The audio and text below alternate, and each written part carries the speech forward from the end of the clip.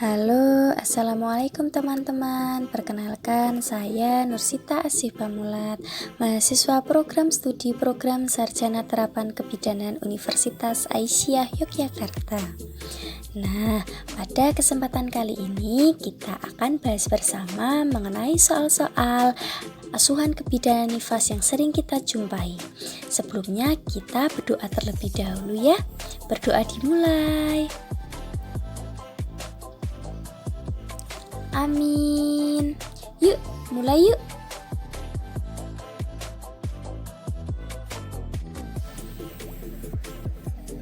Diagnosis apakah yang paling mungkin pada kasus tersebut? Jadi, pada soal nomor 1, jawaban yang paling tepat ialah E. Depresi postpartum.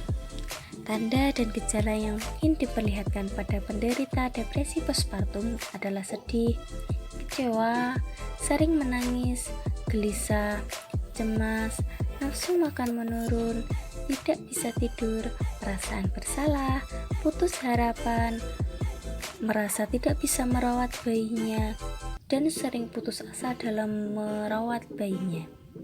Oleh karena itu, pada nomor 1, jawaban yang paling tepat ialah E. Depresi postpartum. Yuk lanjut yuk soal berikutnya. Nah, setelah membaca kasus pada nomor 2, mari kita jawab pertanyaannya. Pendidikan kesehatan apakah yang paling tepat pada kasus tersebut? Jawaban paling tepat dari 5 option yang tersedia ialah A. Tetap menyusui. Kolostrum disekresi oleh kelenjar payudara dari hari pertama sampai hari ketiga atau keempat. Apabila bayi tetap disusui, maka gerakan menghisap yang berirama akan menghasilkan rangsangan syaraf yang terdapat pada glandula pituitari posterior, sehingga keluar hormon oksitosin. Hal ini menyebabkan sel-sel myoepitel di sekitar alveoli akan berkontraksi dan mendorong ASI masuk dalam pembuluh ampula. Pengeluaran oksitosin dipengaruhi oleh isapan bayi, juga oleh reseptor yang terdapat pada duktus. Bila duktusnya melebar, maka secara refleks oksitosin akan keluar oleh hipofise yang berperan untuk memeras keluar ASI dari alveoli. Sehingga ibu disarankan untuk tetap menyusui. Mari lanjut. Nah, setelah membaca kasus pada soal nomor 3, mari kita menjawab pertanyaannya. Bagaimana sikap bidan yang paling tepat pada kasus tersebut? Opsi yang paling tepat untuk menjawab pertanyaan tersebut ialah B. Memberikan dukungan psikologi. Mengapa hal ini menjadi opsi yang paling tepat? Karena kondisi kasus pada nomor 3 menunjukkan pasien tersebut sedih ketika melihat kondisi bayinya. Nah, tentu hal ini membutuhkan dampingan, membutuhkan pengertian. Nah, hal dalam kasus kejiwaan itu tidak bisa diselesaikan dalam sekejap mata, sehingga tindakannya juga perlu bertahap. Oleh karena itu konselingnya juga perlu bertahap, mulai dari menjelaskan kondisi ibunya, kemudian menjelaskan kondisi bayinya.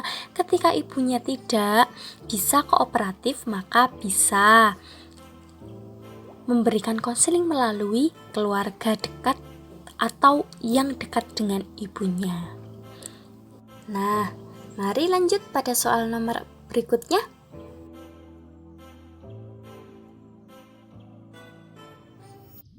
Nah, setelah membaca kasus pada soal nomor 4, mari kita jawab pertanyaannya ya. Tindakan apakah yang paling tepat pada kasus tersebut? Dari kelima option yang tersedia, jawaban yang paling tepat ialah B. Mengajarkan posisi menyusui. Mengapa mengajarkan posisi menyusui merupakan opsi yang paling tepat pada kasus tersebut? Proses yang tepat adalah elemen kunci dalam kesuksesan proses menyusui. Proses menyusui dapat ditingkatkan dengan menempelkan payudara ke tengah-tengah bibir bayi. Hal ini akan menstimulasi bayi untuk membuka mulutnya lebar-lebar. Saat hal ini muncul, dorong bayi lurus ke depan menuju puting susu dan areola. Saat posisi sudah tepat, puting susu dan sebagian besar dari areola akan masuk ke dalam mulut bayi. Bibir bayi dan gusinya harus berada di sekeliling areola payudara, tidak hanya pada puting susu saja. Apabila hanya pada puting susu saja, maka dapat menyebabkan puting lecet, sehingga posisi menyusui yang tepat dapat mencegah terjadinya puting susu lecet. Nah, sekarang lanjut lagi yuk pada soal berikutnya.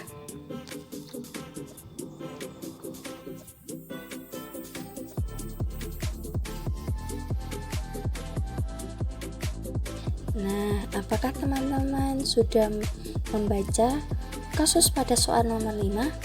Mari kita jawab pertanyaannya ya. Rencana asuhan apakah yang paling tepat pada kasus tersebut? Nah, dari option yang tersedia, jawaban paling tepat ialah C, observasi perdarahan. Mengapa observasi perdarahan merupakan opsi yang tepat untuk soal pada kasus nomor 5? Karena asuhan ibu selama masa nifas antara lain yaitu periksa tekanan darah, pengecekan perdarahan per vagina, kondisi perineumnya, tanda infeksi, kontraksi uterus, tinggi fundus, dan cek temperatur secara rutin. Karena kasus pada soal nomor 5 menunjukkan pasien dengan riwayat HPP, sehingga yang paling penting yaitu observasi perdarahan. Hal ini untuk mencegah terjadinya komplikasi.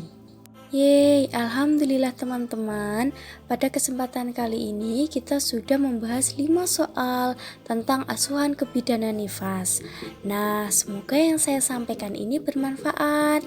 Mohon masukan dan kritikannya ya. Sebelum saya tutup, alangkah lebih baiknya kita berdoa terlebih dahulu ya teman-teman. Berdoa dimulai. Amin.